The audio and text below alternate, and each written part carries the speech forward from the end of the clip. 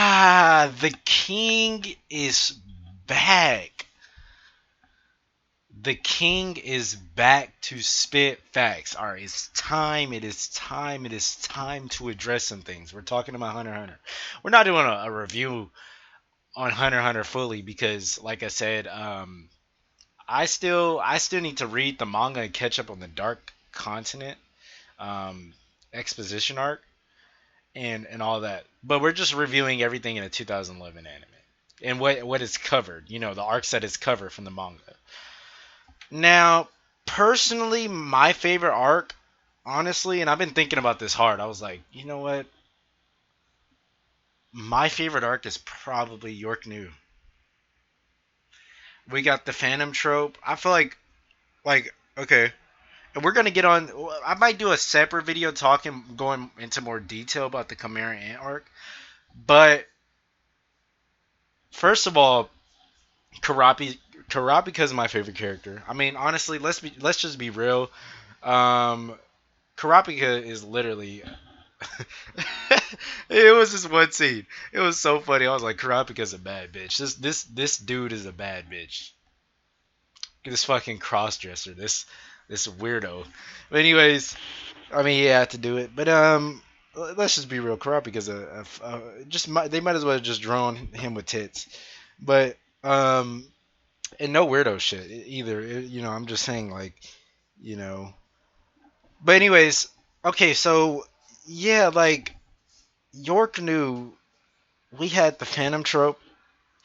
The pretty much no, I wouldn't say the introduction to the Phantom trope because we got introduced to them back in the what was it the what is it called? I know what I'm talking about. The Hunter exam arc. We got introduced to them technically because we thought that Hisoka, if you watch Hunter x Hunter, at first you thought Hisoka was quote unquote in the Phantom trope, but he wasn't.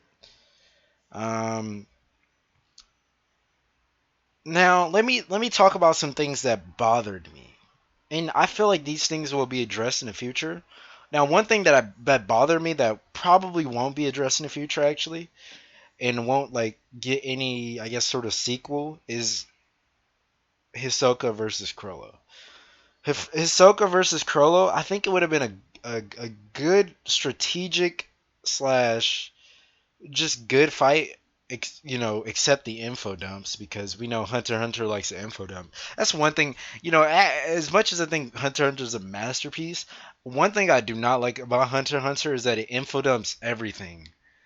I'm talking about info dumps, Nan, like it'll show you on the screen, right? So like one example that it info dumps is when Crollo was fighting um I forgot what they were called, but fucking I forgot like their family tree name, but he was fighting um Killua's grandfather and Killua's grandfather and his dad, right? He was fighting Killua's grandfather and so basically this scene where he was fighting his grandfather and his dad, they were info dumping. They were just info dumping everything. So like you had sorry about that. You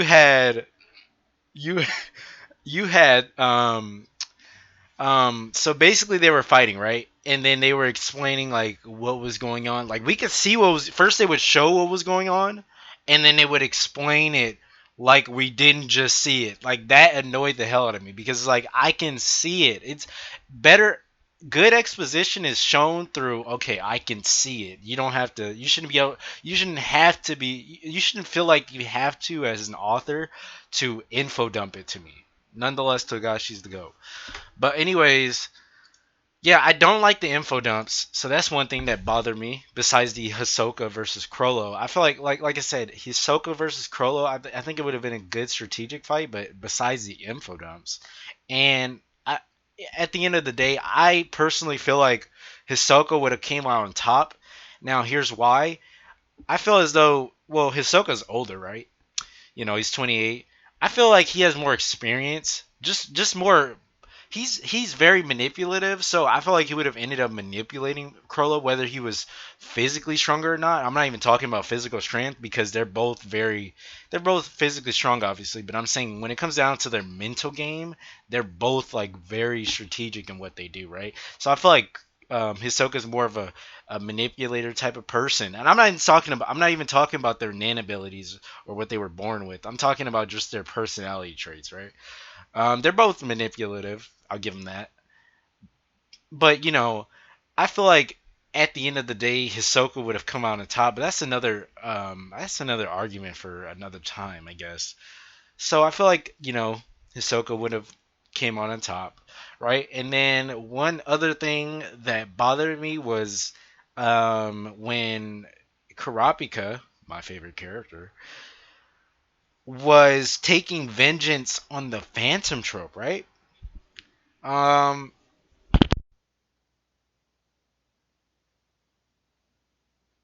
when he was taking vengeance on the Phantom trope, I wanted to see more. I wanted to see.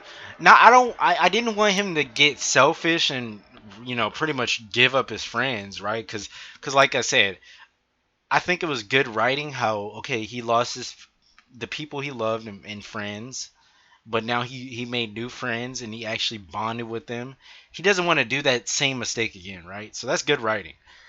So I'm glad he didn't rat out his friends, but I didn't want him to only end up killing Uvo. I would have loved to see him fight Nabunada. I think that's his name. I forgot. I always forget their names. But it would have been interesting to see that. And then like and I'm not even talking about just for the fight. I just want to see Karapika get his vengeance. I feel like it would have made the arc more meaningful if he would have at least killed 3 people. It would have been more meaningful. Now he does have the future. Like I said, this to me this arc is the best, but it like I was reading an article too. Like they were saying, oh, Karapika's vengeance is why this arc is the best, right? They were trying to make points, right? And I was just like, well, that isn't even a really it's a decent point, but that isn't a solid like a hard solid point because he only got vengeance against Uvo. I could see if he got a vengeance against at least 3 people in the Phantom trope. I mean, technically he did because he took Krollo's ability to Nan away, right, in that arc, and then I mean, he didn't kill um, Pakunara. It's just she killed herself essentially. She killed herself. She was very selfless, and I wasn't because Pakunara wasn't like a care. She was very important in terms of her role, obviously, but she wasn't a character that I was like, oh man, I wish like they didn't kill that character because I liked her. She was one of the. I like the character, obviously. She's hot and she's fucking badass. But the reason why I, and I think Pakanada's death was handled pretty well in a well-written way because she was selfless and she cared about her clan and the members in her clan. But I feel like personally, this is just personal. I wanted to see more of her ability. I know her ability was straightforward and you got the point and it was very broken, but I wanted to see more of what she can really do, right? Um Also, I mean that's obviously but I'm just talking about in terms of other combat. So whether it's physical or just anything, right? See how far she can take her other nan abilities. But anyways, so they were, Kurapika's vengeance, right? I feel like it wasn't like that wasn't a solid point, right? To make it quote unquote a best arc, even though it's my favorite arc. I feel like once Kurapika gets his vengeance in the future on the clan for the Kurta clan on the Phantom trope, once he gets his vengeance in the future in the Dark Continent maybe or the other arcs, um, then then it would be more meaningful. And then I could say, okay, I'll go back and say, even though it isn't in the same arc York knew, I'll say like, okay, then you've made a solid point. Okay, and then what else? What else did I not like about it? I'm trying to think. I think the pacing was good.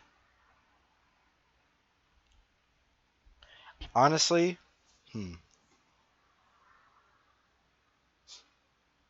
Nah, I'm not gonna say that. I was gonna say like some characters were introduced just to get killed off. Not really. I mean, like what?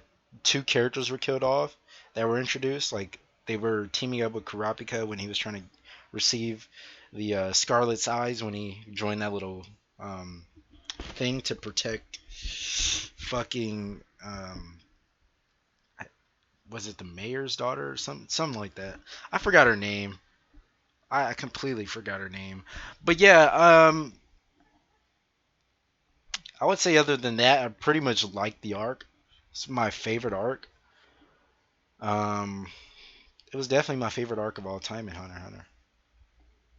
I will continue to read, like I said, read the manga to figure out what goes on in the Dark Continent arc. But I just wanted to make this short video. Let's see how long. Actually, let me see how long this video is.